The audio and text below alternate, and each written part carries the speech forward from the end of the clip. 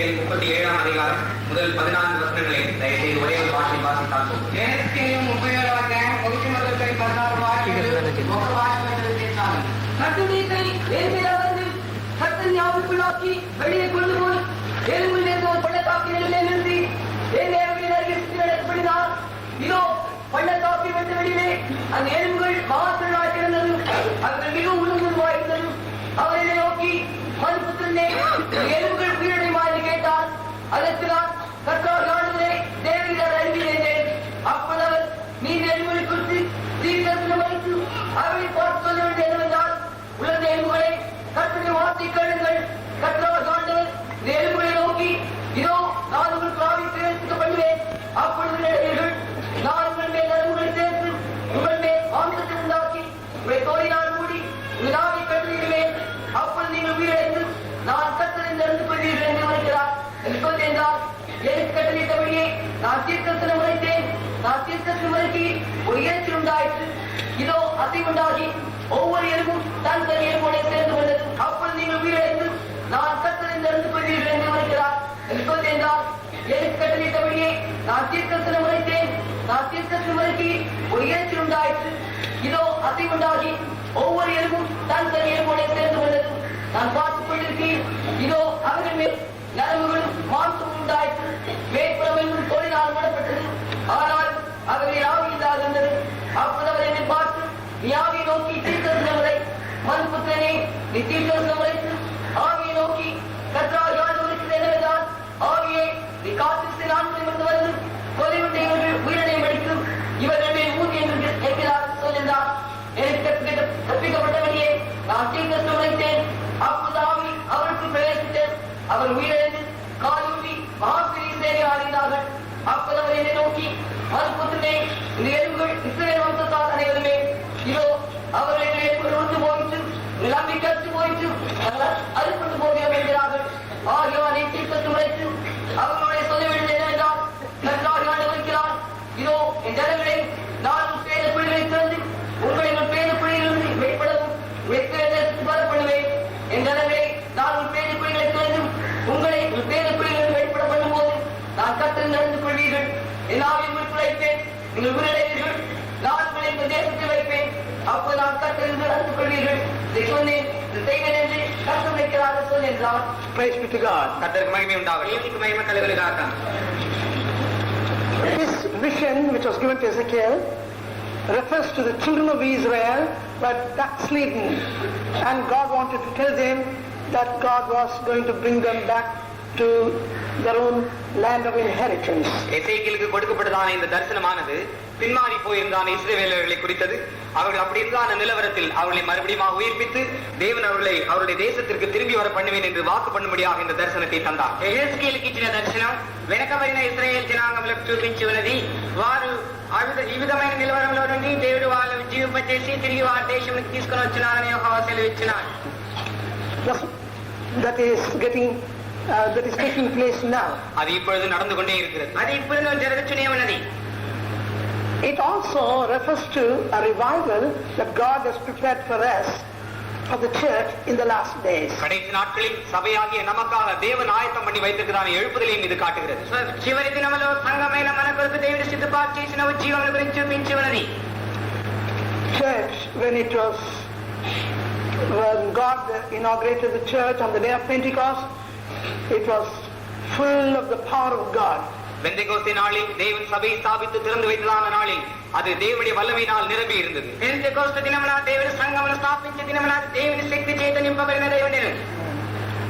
We were on the day of Pentecost, people were like royal priesthood. பெந்தெகோஸ்தே நாளில் ஜனங்கள் ராஜரீக ஆசாரிய கூட்டம் போல காட்சியளித்தார்கள். பெந்தெகோஸ்து దినమున జనాంగములు రాజరిక యాజకుల కూటములే కనిపించినవి. They had become the kingdom of God. அவர்கள் தேவனுடைய ராஜ்யமாகவே மாறிவிட்டார்கள். వారు దేవుని రాజ్యముగానే మారి ఉండిరి. But little by little backsliding entered into the church, and now it looks as it were we are like people who are dead and buried in our graves. அப்பொழுது அந்த சபையின் நிலவரத்திலிருந்து அவள் கொஞ்சம் கொஞ்சமாக பின்மாறி இப்பொழுது நாம் மரித்து நம்முடைய பேதக்குழியில் அடக்கம் பண்ணப்பட்டதான நிலவரத்தை காட்சி அளிக்கிறவர்களாக இருக்கிறோம். కొంచెం కొంచెంగా వారు వెనకబడిన వారే కనిపించి ఇప్పుడు మనం మరణించి మనకు వెనకబడిన కనిపించినది. We are like the valley of dry bones. இப்பொழுது நாம் உலர்ந்த எலும்புகள் நிறைந்தான ஒரு பள்ளத்தாக்கை போல இருக்கிறோம். ఇప్పుడు మనము ఎండిన ఎముకలతో నిండిన లోయలో కనిపించి ఉన్నాం. And God wants to bring us back to the apostolic days of revival.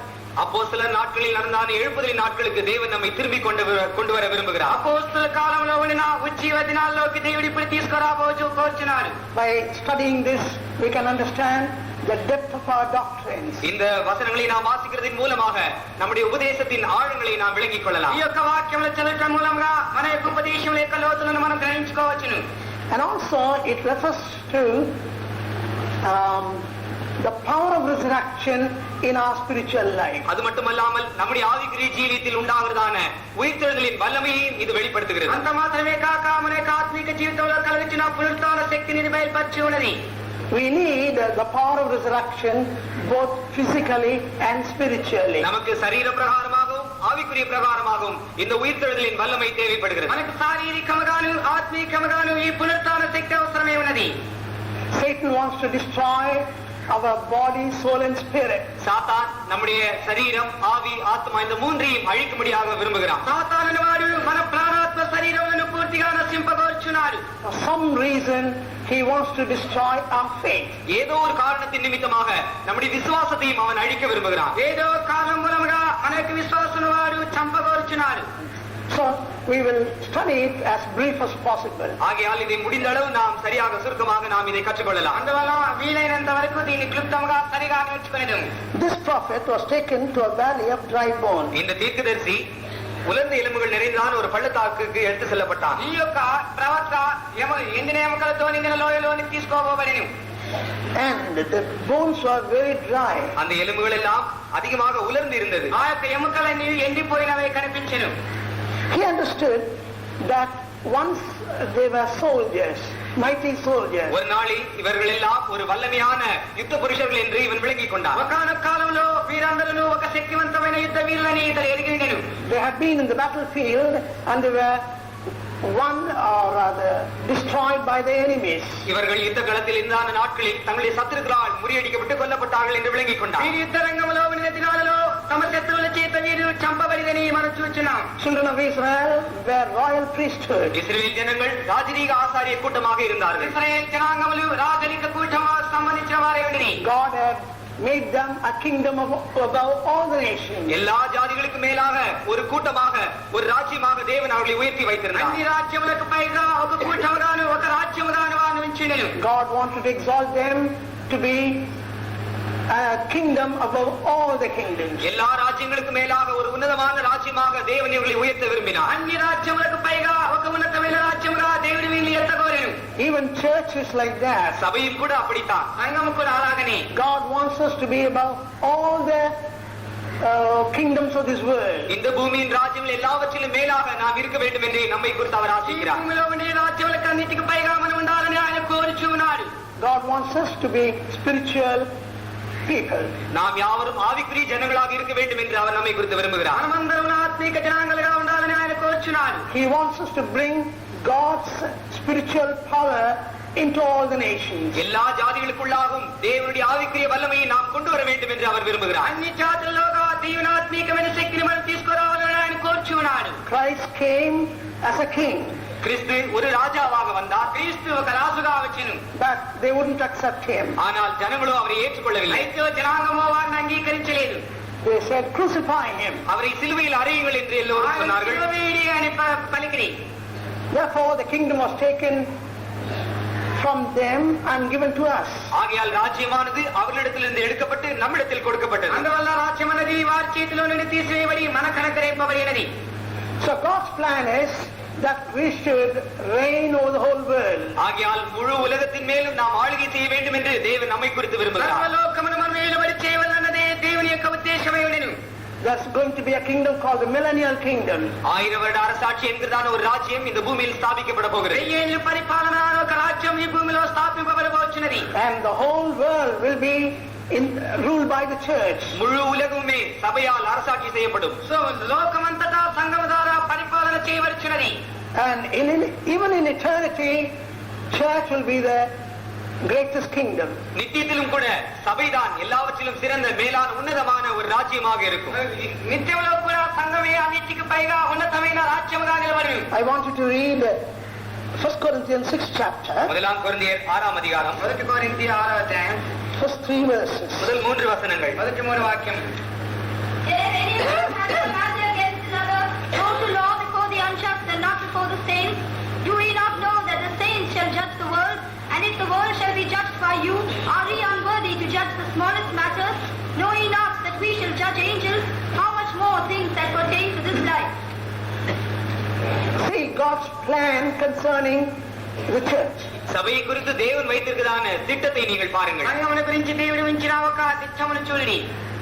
God wants us to reign over the whole world one day. ஒரு நாளில் இந்த முழு உலகத்தின் மேலும் நாம் அரசாட்சி செய்ய வேண்டும் என்று தேவன் விரும்புகிறார். ఒకానొక కాలంలో ఈ లోకమంతటిని మనం ఏలుబడి చేయవలెనని దేవుడు కోరుచున్నాడు. And we are going to reign over the angels. That means even the angels will be under our jurisdiction. நாம் தூதர்களையும் கூட ஆளுகை செய்ய போகிறோம். அப்படி என்றால் நம்முடைய அரசாட்சியின் கீழ் தான் தூதர்களும் வருவார்கள். మనం దూతలకు కూడా ఏలుబడి చేయబోచున్నాం. అలాగైనలా మన ఏలుబడి కిందనే దూతలు కూడా నిలిచును.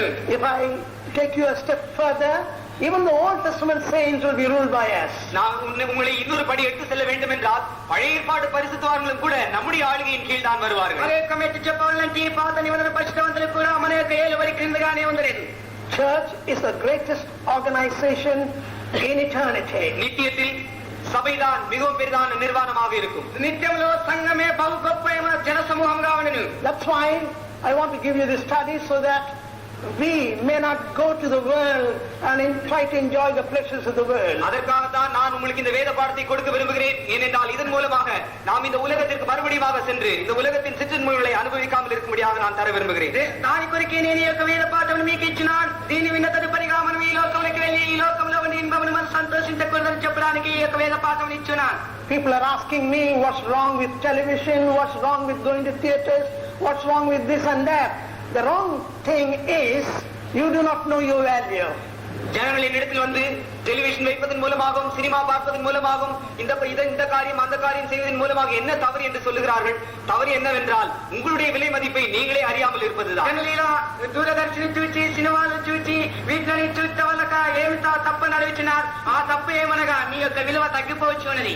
You are greater than anybody in the world today. இன்றைக்கு பூமியில் காணப்படுவதான எல்லாரை காட்டிலும் நீங்கள் மேற்பட்டவர்கள். ఈ దినం భూమిలో కనిపించిన సకల దానికంటే మీరు శ్రేష్టమైన వారిగా ఉన్నారు. So children of Israel were first given that vision. ஆகையால் இஸ்ரவேல் ஜனங்களுக்கு முதலாவதாக இந்த தரிசனம் கொடுக்கப்பட்டது. అందువల్ల ఇశ్రాయేలు జనాంగమునకు ప్రథమముగా ఈ దర్శనం అనుగ్రహింపబడెను. But they wanted to be great in the world, above the kingdom of this world the wrong way. ஆனால் அவர்கள் இந்த பூமியிலே தவறாக செல்லுகிறான் ராஜ்யங்களை விட அவர்கள் மேலாக இருக்க வேண்டும் என்று தங்களை குறித்து விரும்பினார்கள். They want to enjoy the same way. அவர்கள் சரி அதே வழியிலே தாங்கள் அதை ஆசித்தார்கள். ఈ భూమిలో తప్పుగా నడిచిన రాజ్యముల పైగా వారు ఉండవాలని దాన్ని చేయబోరు వాంఛించినారు. So God gave them up.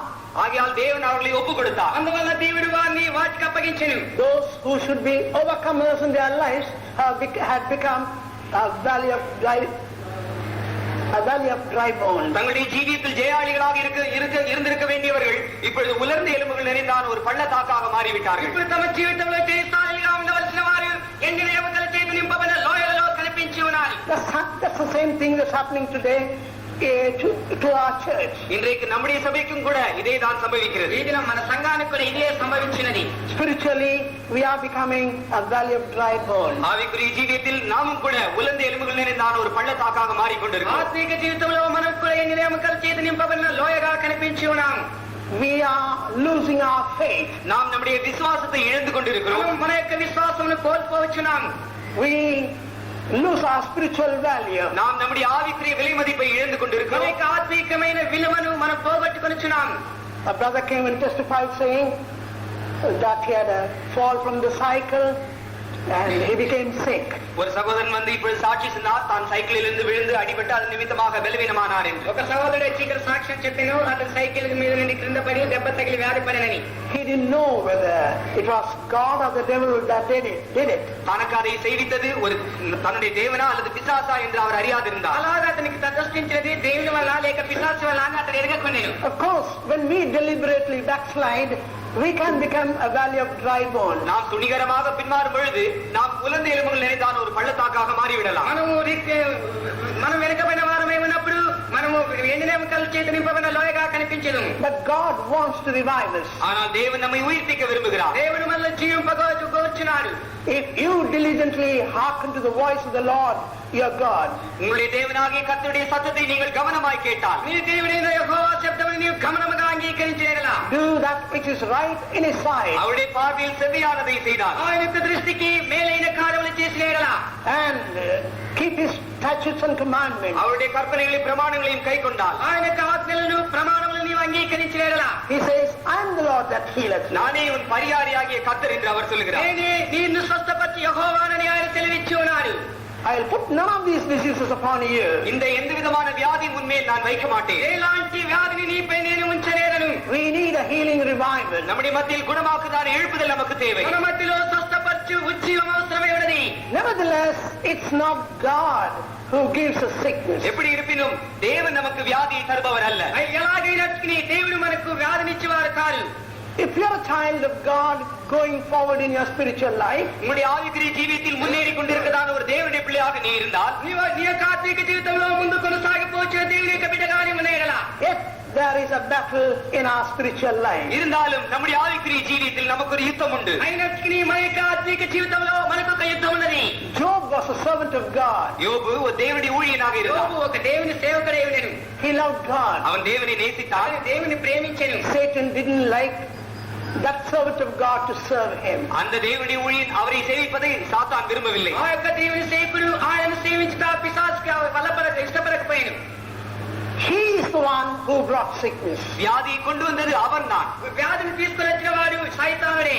If you really want to go forward in your spiritual life, உண்மையாக உங்களுடைய ஆவிக்குரிய ஜீவியத்தில் நீங்கள் முன்னேற விரும்பினால், నిజంగానే నీ యొక్క ఆత్మీయ జీవితంలో నీవు ముందుకు పోవచ్చునేలా, and want to establish the kingdom of God, தேவனுடைய ராஜ்யத்தை ஸ்தாபிக்க விரும்பினால், దేవుని యొక్క రాజ్యమును నీవు స్థాపింప కోరినేలా, without your knowledge, you are destroying the kingdom of the devil. உங்களுடைய அறிவில்லாமலே நீங்கள் சாத்தானுடைய ராஜ்யத்தை அழித்துக் கொண்டே మీ இருக்கிறீர்கள். యొక్క జ్ఞానం లేకుండానే మీరు సాతాను యొక్క రాజ్యమును మీరు నాశనం చేయొచ్చు ఉండదు. Both the kingdoms of God cannot dwell together. இந்த தேவனுடைய இரண்டு ராஜ்யங்களும் எப்பொழுதும் ஒன்றாக ஜீவிக்க முடியாது. దేవుని రెండు రాజ్యములను ఇప్పుడు ఒకటిగా చేరి జీవించలేరు. One is contrary to the other. இந்த இரண்டு ராஜ்யங்களும் ஒன்றுக்கு விரோதமாக ஒன்று இருக்கின்றன. రెండు రాజ్యములకు ఒకటికి విరోధంగా మరి ఒకటి ఉన్నది. If you are a real good child of God, நீ ஒரு உண்மையான தேவனுடைய நல்ல பிள்ளையாக இருந்தால், నిజముగా దేవుని మంచి బిడ్డవై ఉండేలా, you put on the whole armor of God and fight him. நீ தேவனுடைய சர்வாயுத வர்க்கத்தையும் தரித்துக் கொண்டு அவனுக்கு விரோதமாக யுத்தம் செய்வாய். దేవుని సర్వాంగ కవచమును ధరించుకుని వానికి విరోధంగా నీవు యుద్ధమును చేయము. He also fights you. அவனும் உங்களுக்கு விரோதமாக யுத்தம் செய்வான். వాడు మీకు విరోధంగా యుద్ధం చేయొచ్చు ఉన్నాడు. You fight him. நீங்கள் அவனுக்கு விரோதமாக யுத்தம் செய்வீர்கள். వానికి విరోధంగా యుద్ధమును చేయండి. Naturally, that's a warfare. இயற்கையாகவே இது நிமித்தமாக ஒரு யுத்தம் உண்டாகிறது. ప్రకృతిగా దీని నిమిత్తం ఒక యుద్ధం కలిగి ఉన్నది. But be of good cheer. ஆனால் திடன் கொள்ளுங்கள். అయినప్పటికీ ధైర్యం కలిగి ఉండండి. Don't lose courage like Job. யோபை போல உங்களுடைய தைரியத்தை நீங்கள் இழந்து விட வேண்டாம். యోబు వలె మీ ధైర్యమును వదిలివేసుకొనకుడి. Unfortunately, Job did not have a revelation of divine healing. துரதிர்ஷ்ட விதமாக யோபுக்கு இந்த தெய்வீக சுகத்தை குறித்தான வெளிப்பாடு இல்லாமல் இருந்தது. దురదృష్టానుసారంగా యోబుకి దైవిక స్వస్థత గురించి ప్రకటన లేని వారే ఉండెను. He didn't know that without his knowledge, he was fighting the kingdom of Satan. தன்னுடைய அறிவு கேட்காமலே தான் சாத்தானுடைய ராஜ்யத்திற்கு விரோதமாக தான் ஒரு யுத்தத்தை மேற்கொண்டிருக்கிறான் என்று அவன் அறியாதிருந்தான். తన తెలివికి తెలియకనే సాతాను రాజ్యములకు విరోధంగా యుద్ధం చేయించినాడని ఎరగకుండెను. Satan came and told him, God is against you. தேவன் உனக்கு விரோதமாக இருக்கிறார் என்று சாத்தான் வந்து அவனிடத்தில் சொன்னான். దేవుడు నీకు విరోధంగా లేచినారని పిశాచుల వారు వచ్చి ఆయనతో చెప్పాను. Job, your sickness is from God. யோபு, உன்னுடைய வியாதி தேவனிடத்திலிருந்து வருகிறது. యోబు, నీ వ్యాధి దేవుని యొద్ద నుండి వచ్చినది. What a fool you are. Why do you want to love him and establish his kingdom? நீ என்ன ஒரு மதியினன், இப்படி இருந்தும் நீர் அவரை நேசித்து அவருடைய ராஜ்யத்தை ஸ்தாபிக்க விரும்புகிறாயே. నీవు ఎంతటి వెదివాడు, ఇలాగుండి ఆయన ప్రేమించి ఆయన రాజ్యం నీవు స్థాపింపగోర్చున్నావే. Join my kingdom. Let's all fight against God. நீ என்னுடைய ராஜ்யத்தில் சேர்ந்து கொள், நாம் யாவரும் தேவனுடைய ராஜ்யத்துக்கு விரோதமாக யுத்தம் செய்வோம் என்றார். నీవు రమ్ము, నా రాజ్యంలో చేరుము, మనమందరము దేవుని రాజ్యములకు విరోధంగా యుద్ధం చేయదుము. He would have said, well, I cannot join your kingdom. I know God is God. என்னால் உன்னுடைய ராஜ்யத்தில் சேர்ந்து கொள்ள முடியாது, என்னுடைய தேவன் தேவன் என்று நான் அறிவேன் என்று அவன் சொல்லி இருப்பான். అతను ఇలా చెప్పినవచ్చును, నేను నీ రాజ్యంలో చేరలేను, నా దేవుడు దేవుడే ఉన్నాడు అతను చెప్పినవచ్చును. But Satan would have said, well, you didn't join me, but make sure that you don't fight against me. நீ என்னுடைய ராஜ்யத்தில் சேர்ந்து கொள்ள வேண்டாம், இருப்பினும் எனக்கு விரோதமாக யுத்தம் செய்யாதபடிக்கு உன்னை நீ சரிபார்த்துக் கொள்ளேன் என்று அவன் சொல்லி இருப்பான். సాతాను ఇలా చెప్పినవచ్చును, నీవు నా రాజ్యంలో చేరకున్నావు సరే, అయితే నాకు విరోధంగా యుద్ధం చేయకుండా ఉండడానికి నీ జాగ్రత్త కలిగినవని చెప్పినవచ్చును. Stop praying. நீ ஜெபத்தை நிறுத்திவிடு. ప్రార్థన ఆపేయి. Don't trust in him anymore. Don't believe in him. இது முதற்கொண்டு நீ அவரை நம்பி அவர் மேல் விசுவாசிக்க வேண்டாம். మొదలుకొని ఆయన నమ్ముకొని ఆయన విశ్వసించవద్దు. Don't get up in the morning and say hallelujah. காலையில் எழுப்பி நீ அல்லேலூயா எல்லாம் சொல்ல வேண்டாம். కాలంలో నీవు లేచి హల్లెలూయా అని చెప్పకము. Only keep quiet. நீ மௌனமாக இருந்தால் அதுவே போதும். నీవు మౌనముగా ఉండేలా అది చాలును. Start questioning God and the servants of God. தேவனுக்கும் தேவனுடைய ஊழியருக்கும் விரோதமாக நீ கேள்விகளை கேட்டுக்கொண்டிரு. దేవునికి దేవుని సేవకులకు విరోధంగా నీవు ప్రశ్నలు వేచి ఉండము. And let us see what God is going to do for you. தேவன் உனக்கு என்ன செய்ய போகிறார் என்பதை நாம் பார்ப்போம். దేవుడు నీకేం చేయబోనో నేను చూచేదను. He went to his wife and said, tell that fool to curse God and die. அந்த சாத்தான் அவருடைய மனைவியிடத்தில் சென்று உன்னுடைய கணவன் தேவனை தூஷித்து தன்னுடைய ஜீவனை விடும்படியாக நீ போய் சொல்லு என்று சொன்னான். ఆ సాతానుతోనే I'll give you an exercise. நான் அதுக்கு பதிலாக உனக்கு ஒரு பயிற்சி தருவேன். Count the number of days God he does every minute. Yes. தன்னுடைய பிரசங்கத்தில் தான் ஒவ்வொரு நிமிஷமும் எத்தனை கர்த்தருக்கு ஸ்தோத்திரம் என்று சொல்லுகிறார் என்பதை நீ எண்ணிக்கொண்டே இரு என்று இடத்தில் சொன்னார். దానికి అతని ప్రసంగంలో ఎన్ని దేవునికి స్తోత్రములు చెప్తున్నారో దాన్ని లెక్క చేయమని నాతో చెప్పాను. So, like that brother, for every minute he said 25 praise the Lord. அந்த சகோதரனை போல அந்த பாஸ்டர் ஒவ்வொரு நிமிஷத்திற்கும் 25 முறை கர்த்தருக்கு ஸ்தோத்திரம் என்று சொல்லிக் கொண்டிருந்தார். సహోదరుని వలె ఆ యొక్క పాస్టర్ గారు 25 స్తోత్రములు దేవునికి స్తోత్రం అని చెప్పాను. వలె ఆ యొక్క పాస్టర్ గారు 25 స్తోత్రములు దేవునికి స్తోత్రం అని చెప్పాను. The devil doesn't like you to praise God. நீ தேவனை ஸ்தோத்திரிப்பது பிசாசுக்கு விருப்பமே இல்லை. నీవు దేవుని స్తోత్రించుట పిశాచుని వారికి ఇష్టమే లేదు. Some of you children are listening to me, isn't it? உங்களில் பிள்ளைகளில் சிலர் நான் சொல்வதை கேட்டுக்கொண்டிருக்கிறீர்கள் మీలో அல்லவா? కొందరు నేను చెప్తున్నది వినిచలేమన్నారు కదా. You are just doing what I was doing. நான் எதை செய்து கொண்டிருந்தேனோ அதைத்தான் ஒருவேளை இப்பொழுது நீங்கள் செய்து கொண்டிருப்பீர்கள். నేనేం చేయించినానో అదే ఒకవేళ మీరు చేయించి ఉండవచ్చును. I was doing what the devil was doing. பிசாசு எதை செய்து கொண்டிருந்தானோ அதைத்தான் நான் செய்து கொண்டிருந்தேன். పిశాచు దేని చేయించినో అదే నేను చేయించి ఉంటిని. One day I had to break connections to the devil. ஒரு நாள் நான் பிசாசோடு வைத்திருந்தான் எல்லா தொடர்புகளையும் அறுக்க வேண்டியதாக இருந்தது. ఒకనొక దినమున పిశాచుతో కూడా ఉంచుకున్న సకల ఐక్యతలను తీసివేయవలసుకుని వచ్చింది. You cannot be in the kingdom of God and also in the kingdom of the devil. நீங்கள் தேவனுடைய ராஜ்யத்தில் இருந்து கொண்டு அதே வேளையில் சாத்தானுடைய ராஜ்யத்திலும் இருக்க முடியாது. మీరు దేవుని రాజ్యంలో ఉండి అదే సమయంలో పిశాచు రాజ్యంలో మీరు ఉండనేరరు.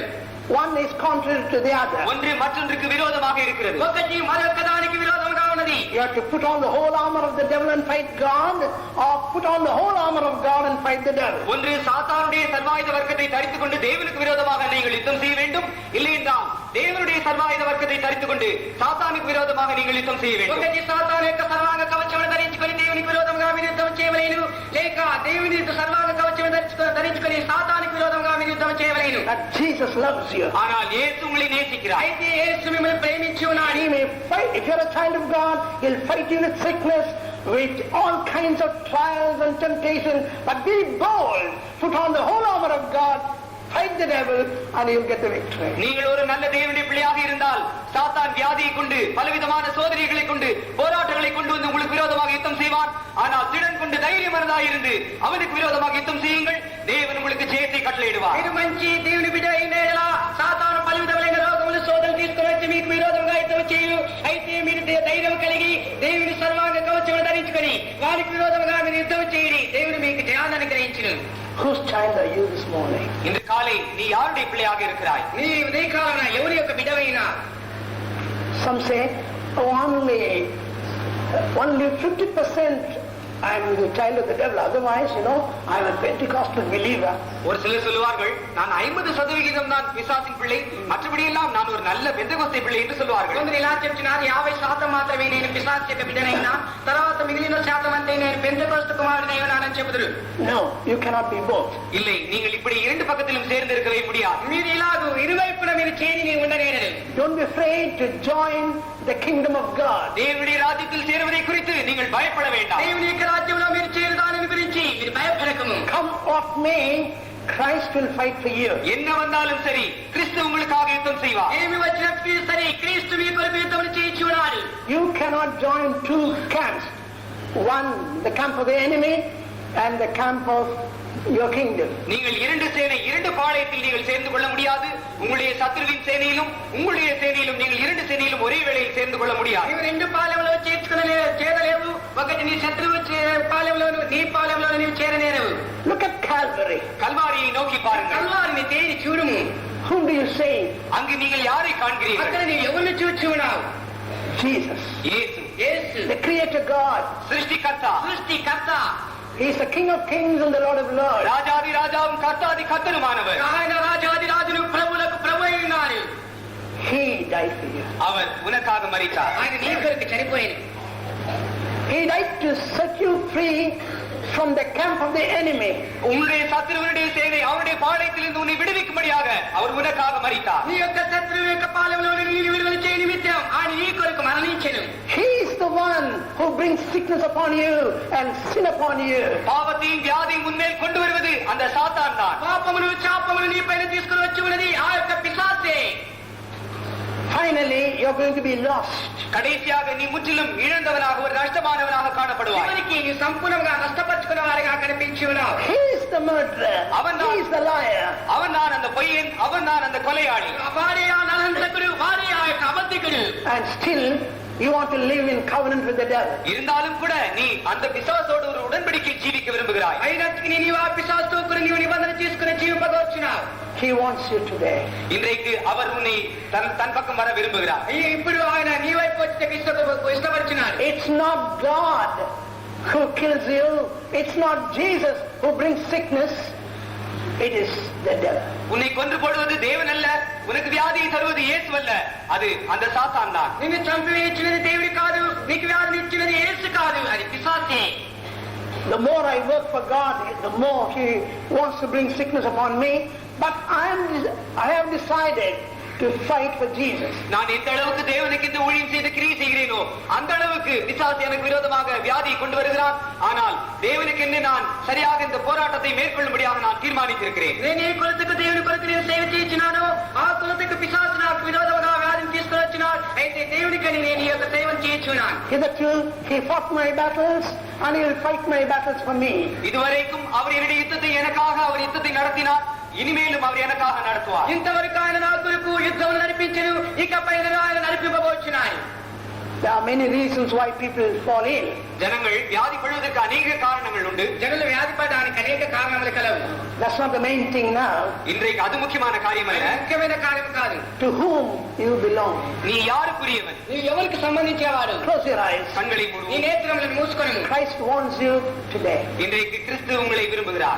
ఈనాడు క్రీస్తు మిమ్మల్ని కోరుచున్నాడు.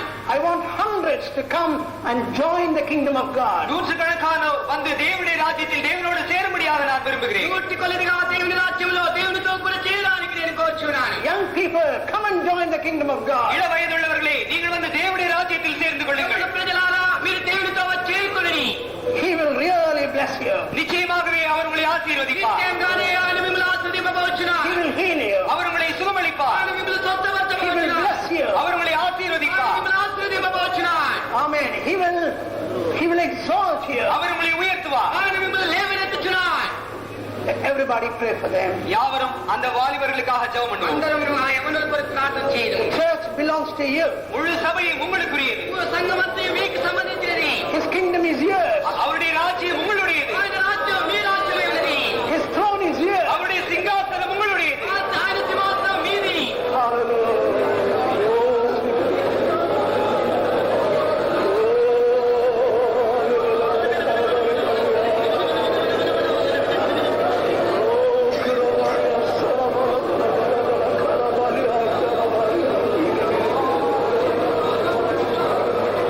There was a prophecy that some were born in Zion. சிலர் சீயோனில் பிறந்தவர்கள் இங்கு உண்டு என்று ஒரு தீர்க்க தரிசனம் என்று காலை உண்டாயிற்று. కొందరు సియోనులో పుట్టిన వారున్నారని ఉదయకాలంలో ప్రవచనం చెప్పబడేను.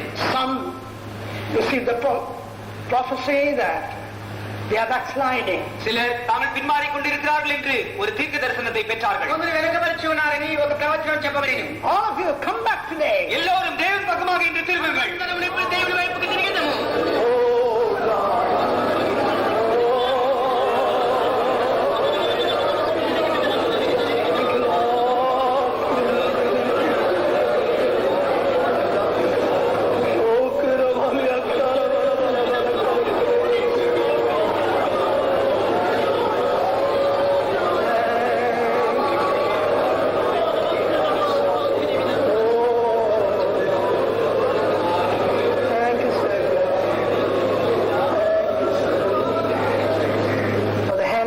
Touching them, let's praise God. தேவனுடைய கரம் அவர்களை தொடுகிறபடினால் நாம் கர்த்தரை ஸ்தோத்திரிக்கிறோம். దేవుని హస్తం మిమ్మల్ని ముట్టినందు వల్ల మనం దేవుని స్తోత్రం చేయదుము.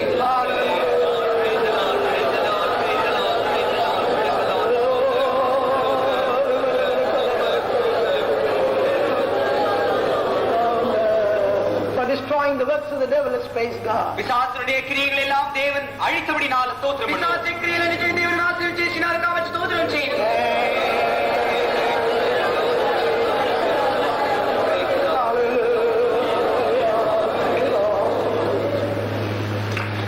Now, coming back to that chapter, அந்த அதிகாரத்துக்கு மறுபடியும் வருவோம். ఆ యొక్క అధ్యాయానికి మళ్ళా వచ్చినాము. God took him to the valley of dry bones. ஒரு உலர்ந்த எலும்புகள் நிறைந்ததான ஒரு பள்ளத்தாக்கிற்கு தேவன் அவனை எடுத்து சென்றார். ఎండిన ఎముకలు నిండిన లోయలోనికి అతను తీసుకొని పోయాను.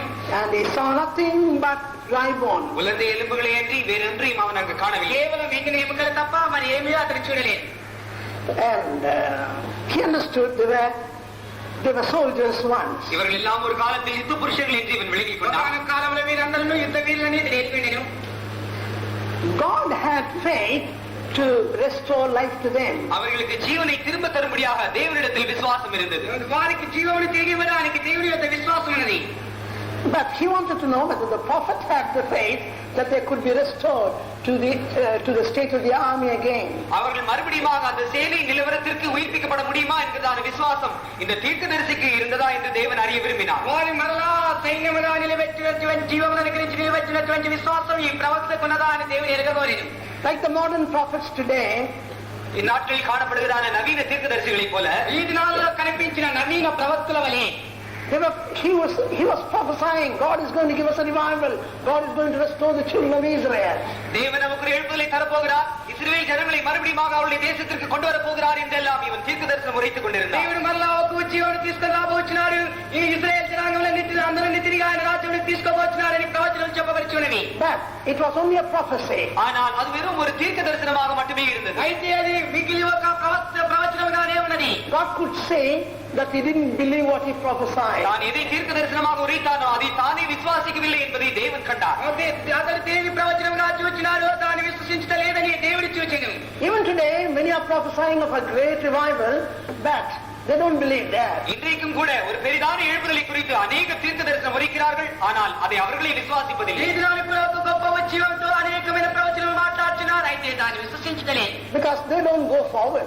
ஏனென்றால் அவர்கள் முன்னேறி செல்வதில்லை. ఎందుకనగా వారు ముందు కొనసాగిపోవట్లేదు. You can see many visions and dreams. நீங்கள் அநேக தரிசனங்களையும் சொப்பனங்களையும் காணலாம். మీరు అనేక దర్శనములను స్వప్నములను చూడవచ్చును. But if you don't live it out, that means you are not believing what you are prophesying. ஆனால் நீங்கள் அதை ஜீவித்து காட்டாவிட்டால் நீங்கள் எதை தீர்க்கதரிசனமாக உரைக்கிறீர்களோ அதை நீங்களே விசுவாசிக்கவில்லை என்றுதான் அர்த்தம். అయితే మీరు దాన్ని జీవించుకోలేనిలా మీరు దేనైతే ప్రవచనములుగా తీసుకొనిచున్నారో దాన్ని మీరు విశ్వసించలేదని అర్థమైనది. I have a revelation that God is going to send us a healing revival. நம்முடைய மத்தியில் ஒரு சுகமாக்கும் எழுப்புதலை தேவன் அனுப்ப போகிறார் என்று எனக்கு ஒரு வெளிப்படுத்தல் உண்டு. మన మధ్యలో దేవుడు ఒక స్వస్థపరచు ఉద్యమం పంపించబోచున్నారని నాకు ఒక ప్రకటన ఉన్నది. And the devil says, well, how do you know it? நீ அதை எப்படி அறிவாய் என்று பிசாசு கேட்கிறார். సాతానుడు నీవు అది ఎలాగ ఎరిగినావని అడుగుచున్నాడు. I say, I know it. நான் அதை அறிகிறேன் என்று நான் சொல்லுவேன். నేను దానిని ఎరిగినానని దానితో చెప్తిని. Then he says, I will make you sick. அப்பொழுது நான் உன்னை வியாதி ஆக்குவேன் என்று அவன் சொல்லுவான். అప్పుడు నేను నిన్ను వ్యాధిగా మార్చునని నాతో చెప్తున్నది. I say, all right, make me sick. வேண்டுமானால் நீ என்னை வியாதி ஆக்கு என்று நான் சொல்லுவேன். స్త్రీని వ్యాధిగా మార్చమని నేను దానితో చెప్తిని. That I am going to get healed. ஆனால் நான் குணமாக்கப்படத்தான் போகிறேன். అయినప్పటికీ నేను గుణపడబోచున్నాను. And God heals me. தேவன் என்னை குணமாக்குகிறார். దేవుడు నన్ను స్వస్థపరచున్నాడు. I am not satisfied with healing revival. வெறும் ஒரு குணமாக்குதான் எழுப்புதலோடு நான் திருப்தியாகி விடுவதில்லை. ఏదో స్వస్థపరచు ఆ యొక్క ఉద్యమంతో నేను తృప్తి పడతలేదు. I want a resurrection revival. எனக்கு ஒரு உயிர்த்தெழுதலின் எழுப்புதல் தேவைப்படுகிறது. నాకు ఒక పునరుత్థాన ఉద్యమం అవసరమే ఉన్నది. I am studying about it. நான் அதை குறித்து ஆராய்ந்து నేను கொண்டிருக்கிறேன். దాని గురించి పరిశోధించి ఉన్నాను. Revival in my spirit and revival in my body. என்னுடைய ஆவியில் ஒரு எழுப்புதல், என்னுடைய சரீரத்தில் ஒரு எழுப்புதல். నా యొక్క ఆత్మలో ఒక ఉద్యమము, నా శరీరంలో ఒక ఉద్యమము. Some people say, I was never sick, praise God. சிலர் வந்து சொல்லுவார்கள், நான் வியாதிப்பட்டதே இல்லை, கர்த்தருக்கு ஸ்தோத்திரம். కొందరు ఇలా చెబుదురు, నేను వ్యాధిగానే ఉండలేదు, దేవునికి స్తోత్రం అని చెప్తున్నారు. You have no right to preach divine healing if you are never sick. நீங்கள் வியாதிப்பட்டராவிட்டால் தெய்வீக சுகத்தை குறித்து பிரசங்கிப்பதற்கு உங்களுக்கு அதிகாரமே கிடையாது. వ్యాధిగా ఉన్న నేను ఎలా దైవిక స్వస్థతల గురించి మీరు ప్రసంగించడానికి మీకు అధికారం లేదు.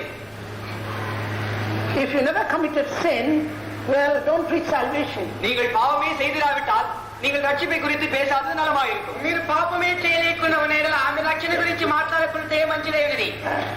So, because of that, don't go and fall into sin. அதற்காக நீங்கள் போய் பாவத்தில் விழுந்து விட வேண்டாம். దాని కొరకు మీరు వెళ్ళి పాపంలో పడిపోకుని. But what I say is, God gives you an experience. ஆனால் நான் உங்களுக்கு என்ன சொல்ல விரும்புகிறேன் என்றால், இவைகளின் மூலமாக தேவன் உங்களுக்கு ஒரு அனுபவத்தை தருகிறார். నేను మీకేం చెప్పబోతున్నానగా వీటి మూలంగా దేవుడు మీకు ఒక అనుభవం ఇవ్వబోతున్నాడు.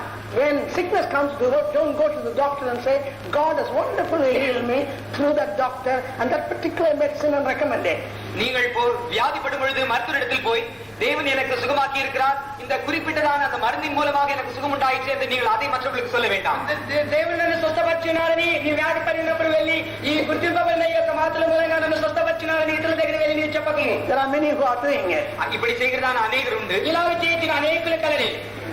But trust in God. ஆனால் தேவன் பேரில் விசுவாசம் అయితే வையுங்கள். దేవుని యందు నీ విశ్వాసం ఉంచుము. Praise be to God. கர்த்தருக்கு மகிமை உண்டாகட்டும். మహిమ కలుగును గాక. There's going to be a revival in our church. நம்முடைய சபையில் ஒரு எழுப்புதல் உண்டாக போகிறது. అనేక సంఘములో ఒక ఉద్యమం కలగకపోవచ్చునది. God is going to send us not only a healing revival, but a resurrection revival. தேவன் நமக்கு ஒரு குணமாக்குறதான எழுப்புதல் மட்டுமல்ல, ஒரு உயிர்த்தெழுதலின் எழுப்புதலையும் தேவன் நமக்கு அனுப்ப போகிறார். దేవుడు మనకు స్వస్థపరిచే ఉద్యమం మాత్రమే కాక ఒక పునరుత్థాన ఉద్యమం కూడా పంపింపబోచున్నాడు. So, when you get sick, really humble yourself to God. ஆகையால் நீங்கள் வியாதிப்படும் பொழுது தேவனிடத்தில் உங்களை நீங்கள் சரியாக தாழ்த்துங்கள். అందువల్ల మీరు వ్యాధి పడిచినప్పుడు మీరు సరిగా దేవుని యొద్ద తగ్గించుకొని You may come to a place where you are like dry bones. ஒரு உலர்ந்த எலும்பு போன்றதான ஒரு நிலவரத்திற்கு நீங்கள் வந்து விடலாம். ఎముకలు పోలిన నిలవరములకు మీరు వచ్చి ఉండవచ్చును. Even spiritually. ஆவிக்குரிய பிரகாரமாகவும் சரி. ఆత్మీయ జీవిత ప్రకారం కూడా Children of Israel are going to have a revival like that by, during millennium. 1000 வருட அரசாட்சி இஸ்ரேல் ஜனங்களுக்கு அந்த விதமான ஒரு எழுப்புதல் உண்டாக போகிறது. 1000 పరిపాలనలో ఇశ్రాయేలు జనాంగములకు అలాంటి ఒక ఉద్యమం కలగబోచున్నది. That is called the millennial kingdom. அதுதான் 1000 வருட அரசாட்சி என்று அழைக்கப்படுகிறது. 1000 పరిపాలన అని చెప్పబడుచున్నది. Read verses 21 and 22. 21ஆம் 22ஆம் வசனங்களை வாசியுங்கள். 22 వాక్యములు చదవండి. దేవుని దోషి கர்த்தராகிய என்னவென்றால் இதோ காரிந்த இரத்தத்தாலே அவரை போய்க்கும் யாரையிலிருந்து அழைத்து புத்தியிலிருந்து அவளை சேர்த்து அவளை அவர்கள் பேரத்தில் அகப்பண்ணி அவளை இஸ்ரவேலின் மலைகளாகி தேசத்திலே ஒரே ஜாதியாக்குவேன். ஒரே ராஜா அவள் எல்லாருக்கும் ராஜாவாக இருப்பார். அவள் இனி 2 ஜாதியாக இருப்பதில்லை. அவள் இனி 2 ராஜ்யமாக பிரிவதும் இல்லை. And also turn to Zechariah. Zechariah We read this.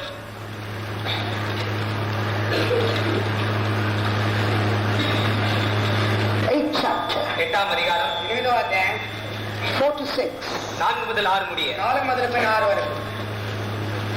3 to 6. 3 முதல் 6 முடிய. 3 మొదలుకొని 6 వరకు. நான் சீயோனிலிருந்து திரும்பி எருசலேமின் நடுவே வாசம் பண்ணுவேன். எருசலேம் சத்தியத்திலிருந்து வேலிகளை கட்டளை பண்ணுதல் பரிசுத்த பர்வதங்கள் அழைக்கப்படும் என்று கர்த்தர் சொல்கிறார். திரும்பவும் எருசலேமின் வீதிகளில் முதிர்வயதினாலே அவர்கள் கைகளில் கோலை பிடித்த நேரத்தில் கிழவரும் கிழவரும் குடியிருப்பார்கள். நகரத்தின் தெருக்களில் விளையாடும் ஆண் பிள்ளைகளும் பெண் பிள்ளைகளும் அந்த வீதிகளில் இருந்திருக்கும் என்று சேனையில் கர்த்தர் சொல்கிறார். சேனையில் கர்த்தர் சொல்கிறது என்னவென்றால், அந்த தினத்தில் மீதியாளர்களின் பாதித்து என் நாட்டில் ஆச்சரியமாயிருந்தாலும் என் பாதிக்கும் ஆச்சரியமாயிருக்குமோ என்று சேனையில் கர்த்தர் சொல்கிறார். Praise be to God. கர்த்தருக்கு மகிமை உண்டாகட்டும். దేవునికి మహిమ కలుగును గాక. At that time, Jesus will be the king. அந்த வேளையில் இயேசுதான் ராஜாவாக ఆ இருப்பார். సమయంలో యేసే రాజుగా ఉండెను. 14th chapter, 16th verse. சகரியா 14ஆம் அதிகாரம் 16ஆம் வசனம். జకరియా 14వ అధ్యాయం 16వ వాక్యం. And it shall come to pass that everyone that is left of all the nations which came against Jerusalem shall even go up from year to year to worship the King, the Lord of hosts, and to keep the Feast of Tabernacles. இந்த எதிரே விரோதமாக வந்த எல்லா ஜாதிகளிலும் மீதியான யாவரும் தேவனின் கர்த்தராகிய ராஜாவை தொழுது கொள்ளும்படிக்கும் கூடார பண்டிகையை ஆசரிக்கும்படிக்கும் வருஷா வருஷம் வருவார்கள். Well, that is for them. இது அவர்களுக்குரியது. ఇది వారికి సంబంధించినది. But we are going to have a revival too. ஆனால் நமக்கும் கூட ஒரு எழுப்புதல் இருக்க போகிறது. అయితే మనకు కూడా ఒక ఉద్యోగం కలగబోతున్నది. Not only divine healing, வெறும் தெய்வீக சுகம் மட்டுமல்ல, దైవిక స్వస్థ మాత్రమే కాక we are going to have a resurrection revival. நமக்கு ஒரு உயிர்த்தெழுதலின் எழுப்புதல் இருக்க போகிறது. మనకు ఒక పునరుత్థాన ఉద్యోగం కలగబోతున్నది. Are you like a dry bone today? இன்றைக்கு ஒரு உலர்ந்த எலும்பு போல நீங்கள் இருக்கிறீர்களா? ఒకవేళ ఈ దినం మీరు ఎండిన ఎముకలు పోలి ఉన్నారా? Full of trials. சோதனைகளினால் நிரம்பி శోధనల చేత నింపబడి You have no joy. உங்களுக்குள் சந்தோஷம் இல்லை. మీలో సంతోషం లేదు.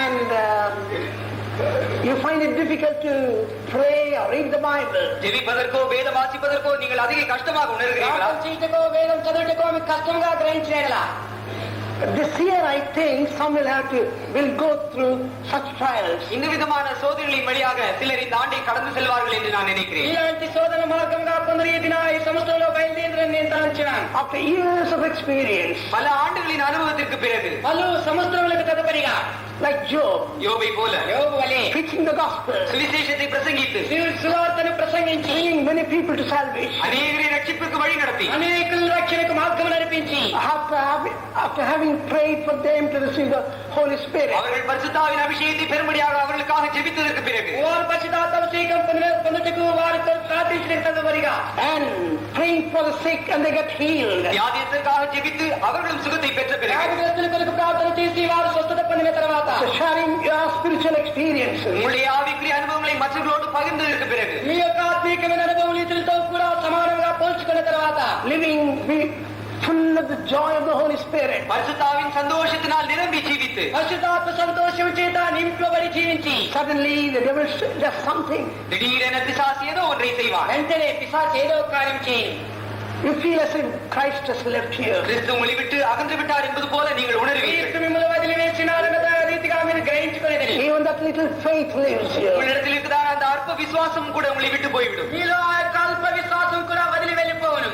You try to pray, you try to read the Bible, but you are unable to do it. நீங்கள் ஜெபிக்க முற்படுகிறீர்கள், வேத வாசிக்க முற்படுகிறீர்கள், ஆனால் எல்லாம் முடியாது. The point is there. அநேக சந்தர்ப்பங்களில் நான் மரண தருவாயில் இருந்திருக்கிறேன். అనేక సందర్భంలో నేను సమర్పణలోంచి Both spiritually and physically. ஆவிக்குரிய பிரகாரமாகவும் சரீர பிரகாரமாகவும் ఆత్మీయ ప్రకారంగాను శారీరకముగాను We need to go through such trials. நாம் நிச்சயமாக இந்த விதமான சோதனைகளின் வழியாக செல்லத்தான் வேண்டும். మనం నిశ్చయంగానే ఇలాంటి శోధన మార్గంలో వెళ్ళవలేము. And God wants to know, can you, it's like valley of dry bones, come back to life? உலர்ந்த எலும்புகள் நிறைந்தான பள்ளத்தாக்கு போல் இருக்கிறதான நீ மறுபடியும் ஜீவனை பெற்று உயிரடை முடியுமா என்று நீ அறிய வேண்டும் என்று தேவன் விரும்புகிறார். ఎండిపోయిన ఎముకలు పోలిన నీవు మరలా నీవు జీవం పొంది జీవించగలవా అని దేవుడు నిన్ను ప్రశ్నించి ఉన్నాడు. Amen. So, perhaps your gift of prophecy has stopped. ஒருவேளை உனக்கு இருக்கிறதான தீர்க்க தரிசனத்தின் வரம் நின்று போயிருக்கலாம். ఒకవేళ నీకుండని ప్రవచన వరం ఆగిపోయిండవచ్చును. God may speak through somebody. உன்னிடத்தில் மற்றவர்கள் மூலமாக தேவன் பேசலாம். నీ యొద్ద మరొకరి మూలముగా మాట్లాడుచున్నాడు. Even those people may not have faith. அப்படிப்பட்டவர்களுக்கும் கூட விசுவாசம் இல்லாமல் இருக்கும். అలాంటి వారికి కూడా విశ్వాసం లేకుండా పోయినది. But God says, I have faith to revive you. ஆனால் உன்னை உயிர்ப்பிக்கும்படியாக நான் விசுவாசிக்கிறேன் என்று தேவன் சொல்லுகிறார். అయితే నిన్ను ఉజ్జీవింపచే నిమిత్తం నేను విశ్వసించున్నానని దేవుడు చెప్తున్నాడు. Praise be to God. கர்த்தருக்கு மகிமை உண்டாகட்டும். దేవునికి మహిమ కలుగును గాక. He always speaks first through the word of God. எப்பொழுதுமே முதலாவதாக தம்முடைய வார்த்தையின் மூலமாகவே தேவன் பேசுகிறார். ఎలాగే నేను ప్రథమగా ఆయన యొక్క వాక్యం మూలముగానే దేవుడు నీతో మాట్లాడుచున్నాడు. This prophet says, when God said, can these bones live? He safely answered, you know it, I don't know. I haven't got faith. தேவன் இந்த தீர்க்கதரிசியை நோக்கி இந்த எலும்புகள் உயிரடையுமா என்று கேட்டபொழுது கர்த்தராகிய ஆண்டவரே நீர் அதை அறிவீர் என்று சொல்லி அதை குறித்து எனக்கு விசுவாசம் இல்லை என்று அவன் பதிலளித்தான். దేవుడి ఎండిన ఎముకలను చూచి నీవు బ్రతుకునాని ఆ యొక్క ప్రవక్త దగ్గర అడిగించినప్పుడు ప్రభువా యెహోవా నీవు దాన్ని ఎరుగుదు నాకు తెలియదు నాకు విశ్వాసం లేదని చెప్తున్నాడు. All the prophets come back to the word of God. எல்லா தீர்க்கதரிசிகளும் தேவனுடைய வார்த்தைக்கு திரும்புங்கள். ప్రవక్తలందరూ దేవుని యొక్క వాక్యం వైపుకు తిరుగుడి. Study the word of God. தேவனுடைய வார்த்தையை வாசியுங்கள். దేవుని యొక్క వాక్యమును చదువుకొనిడి. Decide to believe what God says is true. தேவன் சொல்லுகிற காரியம் மெய் என்றும் சத்தியம் என்று விளங்கிக் கொள்ள தீர்மானியுங்கள். చిన్న కాలము సత్యమని అది నిజమని తెలుసుకునే కాలము. You must believe God's word is true. தேவனுடைய வார்த்தை சத்தியம் என்று நீங்கள் நிச்சயமாகவே விசுவாசிக்கத்தான் வேண்டும். దేవుని యొక్క వాక్యం సత్యమని మీరు నిశ్చయంగానే విశ్వసించవలెను. The devil's work is to take faith out of the word of God. தேவனுடைய வார்த்தையின் பேரில் நீங்கள் வைத்திருக்கிறதான விசுவாசத்தை உங்களை விட்டு அகற்றுவதே பிசாசின் வேலை. దేవుని యొక్క వాక్యం పైన మీరు ఉంచిన ఆ యొక్క విశ్వాసమును తీర్చివేయనది పిశాచు యొక్క కర్తవ్యమై ఉన్నది. He says, I am the Lord that healeth you. நானே உன் பரிகாரியாகிய கர்த்தர் என்று அவர் சொல்லுகிறார். నేనే నిన్ను స్వస్థపరిచే యెహోవానని ఆయన సెలవిచ్చున్నాడు. If you believe that Jesus bore all your transgressions, உங்களுடைய எல்லா மீறுதல்களையும் இயேசு சுமந்தார் என்று நீங்கள் விசுவாசித்தார், ఈ యొక్క అతిక్రమములన్నిటినీ యేసు వహించుకున్నాడని మీరు నమ్మినేలా you also must believe by his stripes you are healed. அவருடைய தழும்புகளால் நீ குணமாகி விட்டாய் என்பதை நீ விசுவாசிக்க ఆయన வேண்டும். పొందిన కాయముల చేత నీవు స్వస్థపడి ఉన్నావని నీవు నమ్మినేలా If his wounds, அநேக சந்தர்ப்பங்களில் நான் மரண தருவாயில் இருந்திருக்கிறேன். ఈ యొక్క సందర్భంలో మీరు సందర్భంలో ఉంటుంది. both spiritually and physically, ஆவிக்குரிய பிரகாரமாகவும் சரீர பிரகாரமாகவும் ఆత్మీయ ప్రకారంగాను శారీరకముగాను we need to go through such trials. நாம் நிச்சயமாக இந்த விதமான சோதனைகளின் வழியாக செல்லத்தான் வேண்டும். మనం నిశ్చయంగానే ఇలాంటి శోధన మార్గంలో వెళ్ళవలేను. And God wants to know, can you, it's like valley of dry bones, come back to life? உலர்ந்த எலும்புகள் நிறைந்தான பள்ளத்தாக்கு போல் இருக்குதான நீ மறுபடியும் ஜீவனை பெற்று உயிரடை முடியுமா என்று நீ அறிய வேண்டும் என்று தேவன் விரும்புகிறார். ఎండిపోయిన ఎముకలు పోలిన నీవు మరలా నీవు జీవం పొంది జీవించగలవా అని దేవుడు నిన్ను ప్రశ్నించి ఉన్నాడు. Amen. So, perhaps your gift of prophecy has stopped.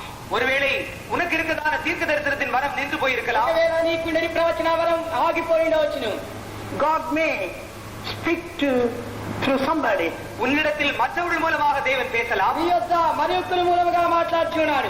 Even those people may not have faith, அப்படிப்பட்டவர்களுக்கும் கூட விசுவாசம் இல்லாமல் இருக்கும். అలాంటి వారికి కూడా విశ్వాసం లేకుండా పోయినది. but God says, I have faith to revive you. ஆனால் உன்னை உயிர்ப்பிக்கும்படியாக நான் விசுவாசிக்கிறேன் என்று தேவன் சொல்லுகிறார். అయితే నిన్ను ఉజ్జీవింపచే నిమిత్తం నేను విశ్వసించున్నానని దేవుడు చెప్తున్నాడు. Praise be to God. கர்த்தருக்கு மகிமை உண்டாகட்டும். దేవునికి మహిమ కలుగును గాక. He always speaks first through the word of God. எப்பொழுதுமே முதலாவதாக தம்முடைய வார்த்தையின் மூலமாகவே தேவன் பேசுகிறார். ఎలాగే నువ్వు ప్రథమగా ఆయన యొక్క వాక్యం మూలముగానే దేవుడు నీతో మాట్లాడుచున్నాడు. This prophet says, when God said, can these bones live?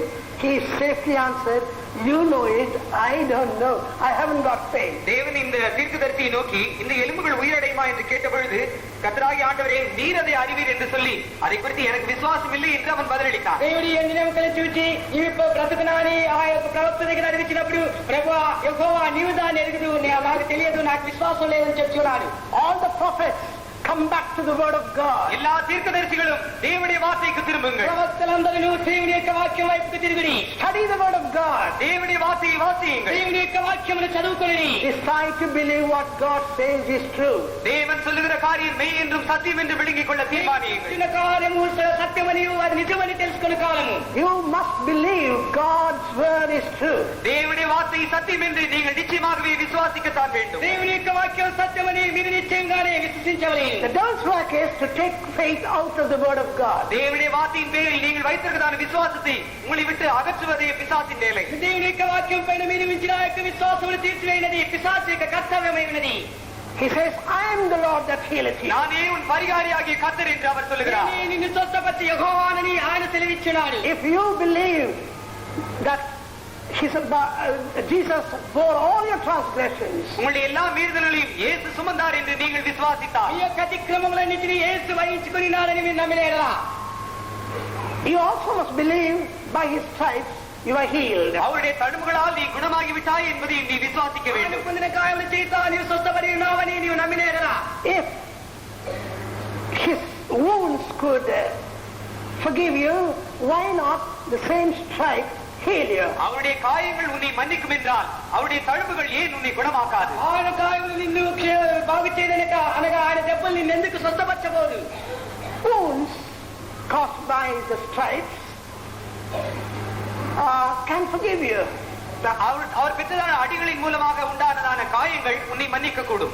ఆయన పొందిన దెబ్బల మూలంగా కలిగిన గాయములు నిన్ను క్షమించును. How many times we felt God's forgiveness in our heart? நம்முடைய இருதயத்தில் எத்தனை சந்தர்ப்பத்தில் தேவன் நமக்கு அளித்ததான மன்னிப்பை நாம் அனுபவித்திருக்கிறோம். మన యొక్క జీవితంలో ఎన్ని సందర్భములు దేవుడు మనకు పొందిన ఆ యొక్క క్షమాపణలు పొందిన.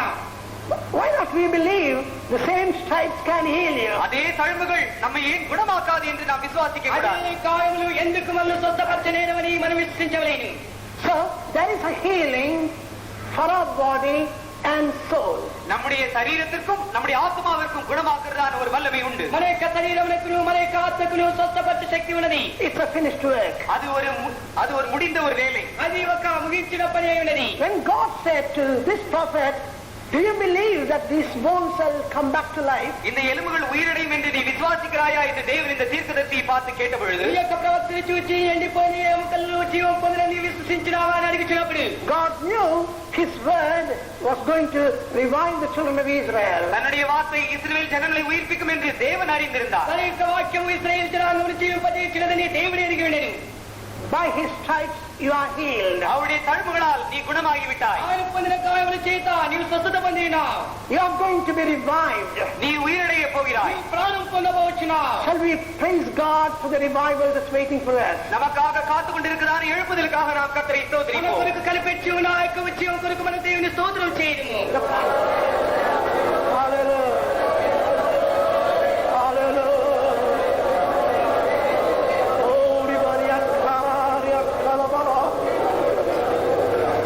Hallelujah. So, this prophet couldn't believe it. ஆகையால் இந்த தீர்க்கதரிசியால் அதை விசுவாசிக்க முடியவில்லை. అయితే ఈ ప్రవక్త దాన్ని నమ్మలేకపోతున్నాడు. Anyhow, God tells him how to practice it. எப்படி இருந்தாலும் அவன் அதை பயிற்சிக்கும்படியாக பயிற்சியிலிருந்து தேவன் அவனுக்கு அதை சொல்லித் தருகிறார். ఎలాగైనా వారు దాన్ని తర్ఫీదు చేసుకుని నిమిత్తం తర్ఫీదు నుండి వారికి చెప్పించి ఉన్నాడు. The fourth verse he says, prophesy unto them, O ye dry bones, hear the word of the Lord. உலர்ந்த எலும்புகளே கர்த்தருடைய வார்த்தையை கேளுங்கள் என்று நீ அந்த எலும்புகளை குறித்து தீர்க்க தரிசன முறை என்று தேவன் சொன்னார். ఎండిన ఎముకలారా యెహోవా సెలవిచ్చిన వాక్యము వినుడని ఆ ప్రవక్తను చూసి చెప్పి ఉన్నాడు. He would have said, how can dry bone hear the word of the Lord? எப்படி உலர்ந்த எலும்புகள் கர்த்தருடைய வார்த்தையை கேட்க முடியும் என்று இவன் யோசித்திருக்கலாம். ఈ విధముగా ఎండిన ఎముకలు దేవుని యొక్క వాక్కును వినిచినదని ఇతడు ఆలోచన చేయించి ఉన్నాడు. God's logic is, behind the dry bone is the power of the devil. தேவனுடைய தத்துவம் என்னவென்றால் இந்த உலர்ந்த எலும்புக்கு பின்னால் தான் அந்த சாத்தானுடைய வல்லமை இருக்கிறது. దేవుని యొక్క తత్వం ఏమనగా ఈ ఎండిపోయిన ఎముకలకు వెనక భాగమనే ఆ యొక్క సాతాను యొక్క తత్వం కలదని. When Jesus said, Lazarus will come out of the grave, லாசரு தன்னுடைய பிரேத குழியிலிருந்து வெளியே வருவான் என்று இயேசு சொன்ன பொழுது, లాజరు తన యొక్క సమాధిలో నుండి బయటకు వచ్చినాడని చెప్తూ ఉన్నప్పుడు they didn't know there's an evil power behind Lazarus that killed him. That killed Lazarus. லாசருவை கொன்று போட்டதான அந்த ஆவி அவனுக்கு பின்னாக இருக்கிறது என்பதை இவர்கள் அறியாதிருந்தார்கள். లాజరును చంపివేసిన ఆ యొక్క ఆత్మ వానికి వెనుక భాగంలో ఉన్నదని వీరు ఎరగని వారే ఉన్నారు. So when Jesus said, Lazarus come forth, லாசருவை வெளியே வா என்று இயேசு சொன்ன பொழுது, లాజరు బయటికి రమ్మని యేసు ఆజ్ఞాపించినప్పుడు death in the grave, which was under the control of the devil, had to release the Lazarus. பிசாசின் ஆளுகைக்குள் இருந்ததான மரணமும் அந்த கல்லறையும் லாசருவை விட்டு அகன்று போக வேண்டியதாக இருந்தது. పిశాచి బంధకంలో ఉన్న ఆ యొక్క సమాధి లాజరు నుండి పోయి వదిలివేయవలసి వచ్చెను. Jesus has got the key of death and hell. மரணத்தின் மீதும் பரலோகத்தின் மீதும் தேவனுக்கு ஒரு திறவுகோல் உண்டு. మరణం పైనను Death and hell. மரணத்தின் மீதும் நரகத்தின் மீதும் தேவனுக்கு ஒரு திறவுகோல் உண்டு. మరణం పైనను నరకం పైన దేవునికి ఒక దండం ఉన్నది. So, invisibly, Jesus opened the grave. நம்முடைய கண் பார்வை கெட்டாத விதத்தில் தேவன் அதை திறந்தார். మన కను దృష్టికి అందని దానిని దేవుడు దాన్ని తెరిచెను. And then Lazarus had to come back. அப்பொழுது லாசர் வெளியே வர வேண்டியதாக இருந்தது. అప్పుడు లాజరు బయటికి వచ్చి రావాల్సి వచ్చెను.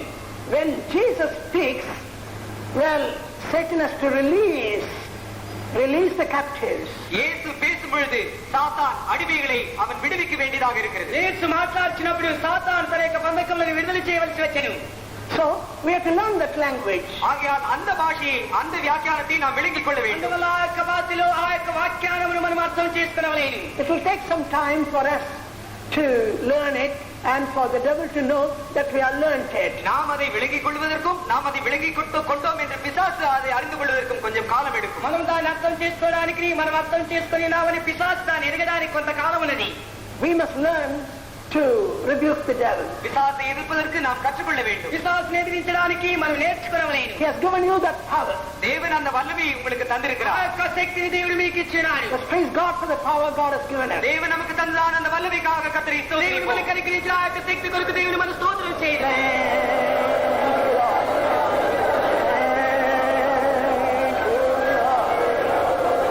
Hallelujah, hallelujah. So he told the prophet, you prophesy. I don't want to prophesy. You must learn this language. இந்த எலும்புகளை பார்த்து நீ தீர்க்க தரிசனம் சொல், நான் சொல்ல வேண்டியதில்லை, என்னுடைய பாஷையை நீ விளங்கிக் கொண்டு தீர்க்க தரிசனம் சொல்லு என்று இந்த தீர்க்கதரிசியை பார்த்து தேவன் சொன்னார். ఈ యొక్క ప్రవచనం చూసి నీవు ఈ అంకలు చూసి నీవు ప్రవచనం చెప్పు, నా యొక్క భాష నీవు అర్థం చేసుకుని నిత్యం నీవు ప్రవచనం చెప్పని దేవుడి యొక్క ప్రవక్తకు ఆజ్ఞాపించను.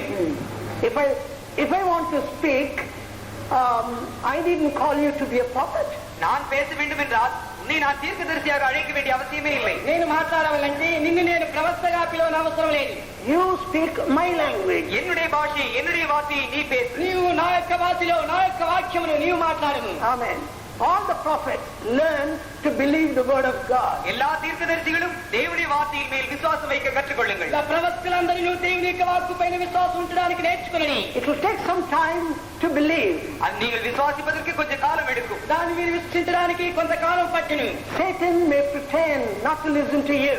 நீ உங்களுக்கு செவி சாய்க்காதது போல சாத்தான் ஒருவேளை பாசாங்கு செய்யலாம். ఒకవేళ మీరు చెవి ఎక్కలే మీకు చెవి ఎక్కని రీతిగా సాతాను ఒకవేళ చేయవచ్చును. But be bold in your language. ஆனால் உங்களுடைய வார்த்தைகளில் நீங்கள் தைரியமாக இருங்கள். అయితే మీ యొక్క వాక్యంలో మీరు ధైర్యం కలిగి ఉండండి. Have faith in God. தேவன் பேரில் விசுவாசம் வையுங்கள். పైన విశ్వాసం కలిగిన వారై ఉండండి. And believe God will release the power of God. தேவன் தம்முடைய வல்லமையை வெளிப்படுத்துவார் என்று விசுவாசியுங்கள். దేవుడు తన యొక్క శక్తిని బయలుపరచున్నాడని విశ్వసించుము. Anyhow, he went and spoke God's language. எப்படி இருந்தாலும் இவன் போய் கர்த்தருடைய வார்த்தையை பேசினான். ఎలాగైనా ఇతడు వెళ్ళి దేవుని యొక్క మాటను మాట్లాడుచున్నాడు. He didn't add or take away anything. அவன் தேவனுடைய வார்த்தையில் எதையும் கூட்டவோ அதிலிருந்து எதையும் எடுத்து போடவோ செய்யவில்லை. అతడు దేవుని యొక్క వాక్యంలో ఏది చేర్చుటయో లేక తీసివేయటయో చేయలేదు. Now, I want to put a word to the prophets. தீர்க்கதரிசிகளுக்கு சில வார்த்தைகளை சொல்ல விரும்புகிறேன். నేను ప్రవక్తలకు కొన్ని వాక్యాలు చెప్పబోచున్నాను. Don't go on speaking in tongues. நீங்கள் தொடர்ந்து அந்நிய பாஷையில் பேசிக்கொண்டே இருக்க வேண்டாம். వెనువెంట అన్ని భాషలు మాట్లాడుతూనే ఉండకూడదు. Try to listen it as much as possible. முடிந்த அளவுக்கு அந்நிய பாஷையில் பேசுவதை குறைக்க பொறுப்படுங்கள். మీరు సాధ్యమైనంత వరకు అన్ని భాషలు మాట్లాడతా తక్కువ చేయండి. Because your mind should not play up. ஏனென்றால் உங்களுடைய மனது அதிலே கலந்து விடக்கூடாது. అయితే మీ యొక్క మనస్సు అందులో కలిసి ఉండకూడదు. You should not try to add some more words or take away some words. தேவனுடைய வார்த்தையிலிருந்து நீங்கள் ஏதாவது வார்த்தையை கூட்டவோ அதிலிருந்து சில வார்த்தைகளை எடுத்து விடவோ நீங்கள் போகக்கூடாது. దేవుని వాక్యంలో నుండి ఏదైనా కొన్ని కార్యాలు చేర్చుటయో లేక తీసివేయటకో మీరు ప్రయాసపడకూడదు. And secondly, don't strain your throat and strangle your voice so that at the end people may not know what you are prophesying. இரண்டாவதாக நீங்கள் அதிக சத்தமாக உயர்த்தி உங்களை தொண்டையை நீங்கள் கஷ்டப்படுத்தி நீங்கள் எதுவும் சொல்ல வேண்டாம். அதன் நிமித்தமாக ஜனங்கள் நீங்கள் என்ன சொல்லுவீர்கள் என்பதை அறியாதிருக்கிறார்கள். రెండవదిగా మీరు అత్యధికమైన శబ్దం ఇచ్చి మీ గొంతును నాశనం చేసుకున్నప్పటి దానికి తదుపరిగా జనులు ఏమి చెప్పినారో అర్థం చేసుకున్నారు. Be well, calm and collected and listen to the voice of God and just speak what God tells you. தேவனுடைய சத்தத்தை கேட்டு அவருடைய வார்த்தைகளை எல்லாம் சேர்த்து மிகவும் சாதாரணமாக மௌனமாக அவருடைய வார்த்தைகளை அவர் சொல்லுகிற வார்த்தைகளை மாத்திரம் பேசுங்கள். దేవుని యొక్క శబ్దం విని ఆయన వాక్యములన్నీ చేసుకుని మిగిలి మౌనముగా గమనముగా ఆయన చెప్పిన దాన్నే మీరు తెలియపరచండి. God will not make any mistake. தேவன் ஒரு காலம் எந்த தவறுமே செய்ய மாட்டார். దేవుడు ఒక కాలమును ఏ తప్పును చేయడు. Whether you understand it or not, you just give out the word of God. நீங்கள் அதை விளங்கிக் கொண்டாலும் விளங்கிக் கொள்ளாவிட்டாலும் தேவனுடைய வார்த்தை அப்படியே கொடுத்து விடுங்கள். మీరు దాన్ని అర్థం చేసుకున్నట్టుకి అర్థం చేసుకోకపోయినట్టుకి దేవుని వాక్యం అలాగే మీరు తెలియపరిస్తే చాలు. It is God's business to confirm it. அதை ஸ்தாபிக்கிறது அதை நிரூபிப்பது தேவனுடைய வேலை. దాన్ని స్థాపించా లేక నిరూపణ చేసా దేవుని యొక్క పని ఉన్నది. It may not take place immediately. நீங்கள் சொல்லுகிறான காரியங்கள் ஒருவேளை உடனடியாக நிறைவேறி விடாது. చర్చిల కార్యంలో ఒకవేళ వెనువెంటనే జరగలేదు. Leave it in the hand of God. அதை தேவனுடைய கரத்தில் ஒப்புவித்து விடாது. దేవుని యొక్క హస్తంలో అప్పగించి వదిలివేయండి. So many prophecies which are prophesied by the prophets of old took years to get performed. ஆதி நாட்களில் தீர்க்க தரிசனத்தினால் உரைக்கப்பட்டதான தீர்க்க தரிசிகளின் வார்த்தை நிறைவேறுவதற்கு அநேக ஆண்டுகள் எடுத்தன. ఆది కాలంలో ప్రవచనం మూలంగా ప్రవచింపబడిన ఆ యొక్క వాక్యం నెరవేర్చడానికి అనేక సంవత్సరములు పట్టెను. This prophet prophesied, nothing happened. இந்த தீர்க்க தரிசனம் உரைத்தான், ஆனால் ஒன்றுமே சம்பவிக்கவில்லை. అయితే ఈ ప్రవచనం ఎత్తి మాట్లాడిన అయితే ఏమీ సంభవించలేదు. Only in the vision he saw them all like an army, but it took years and years. அவன் ஒரு தரிசனத்தில் தான் இவர்கள் எல்லாரும் எழும்பி ஒரு மகா பெரிய சேனையாக நிற்பதாக கண்டான். ஆனால் அது நிறைவேறுவதற்கு அநேக ஆண்டுகள் எடுத்தன. అయితే ఇతడు దర్శన మూలంగా ఈ యొక్క ఎముకలన్నీ మహా సైన్యముగా నిలబడిన అయితే దాన్ని నెరవేర్చడానికి అనేక దినములు పట్టెను. Only now is taking place. இப்பொழுதுதான் இது நிறைவேறிக் கொண்டே இருக்கிறது. ఇప్పుడే అది నెరవేర్చవలసి ఉన్నది. He was not discouraged. ஆனால் அவன் అధైర్యப்பட்டு పోగలిగే అతను అధైర్యపడలేదు. Right. What did he do? அவன் என்ன செய்தான்? అతను ఏం చేశాడు? I will cause fifth verse. I will cause breath to enter into you. உங்களுக்குள் என்னுடைய ஆவியை நான் பிரவேசிக்க பண்ணுவேன். మీలో నా యొక్క ఆత్మను ప్రవేశింపజేయుదును. And you shall live. அப்பொழுது உயிரடைவீர்கள். అప్పుడు మీరు బ్రతుకుదురు. First, upon the bones, sinews will come. முதலாவது இந்த எலும்புகள் மேல் நரம்புகள் சேரும். ప్రథముగా ఈ యొక్క ఎముకల పైన నరములు చేర్చి ఉన్నవి. And all the bones will come together. அப்பொழுது எல்லா எலும்புகளும் ஒன்றாக சேர்ந்து கொள்ளும். ఎముకలన్నీ ఒకటిగా చేర్చి ఉన్నవి. The flesh will be formed. மாம்சம் உண்டாகும். కండరములు కలిసి ఉన్నవి. And the breath will come. அப்பொழுது ஆவி உண்டாகும். అప్పుడు ఆత్మ వచ్చి ఉన్నది. They shall live. அவைகள் உயிரடையும். అప్పుడు వారు ప్రాణం పొందుతున్నారు. So he obeyed the prophecy. இவன் தீர்க்க தரிசனத்திற்கு கீழ்ப்படிந்தான்.